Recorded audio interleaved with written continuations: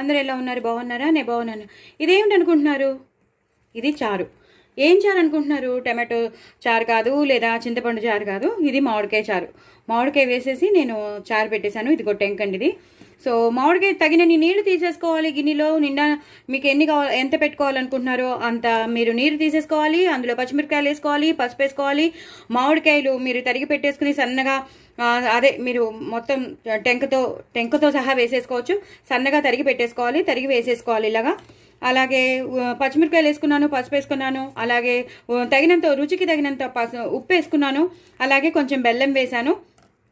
చారు అనేది పులుపుతో పాటు తీగా కూడా ఉండాలి కదండి.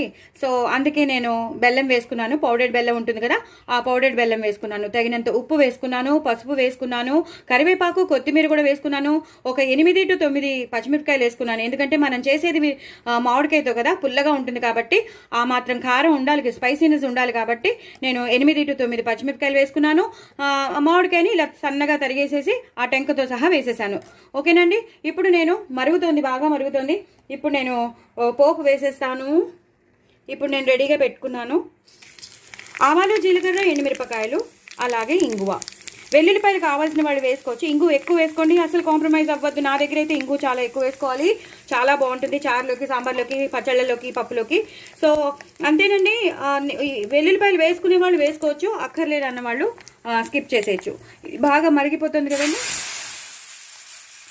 ఇలా మెల్లిగా ఇందులో పోపు వేసేసుకోవాలి. చాలా చాలా టేస్టీగా ఉంటుందండి మామిడికాయ చారు. ఒక్కసారి మీరు ట్రై చేయండి, మీకు తెలిసిపోతుంది ఎంత టేస్టీగా ఉంటుందంటే. లాస్ట్లో కొత్తిమీర, కరివేపాకుతో గార్నిష్ చేసేసుకోండి. అదిరిపోతుందండి. ఎప్పుడు రొటీన్గా చింతపండుని లేదా టమాటో చారు కాకుండా ఇలా మామిడికాయతో ఈ సీజన్లో మామిడికాయ చారు చేసుకుంటే మాత్రం అదిరిపోతుందండి.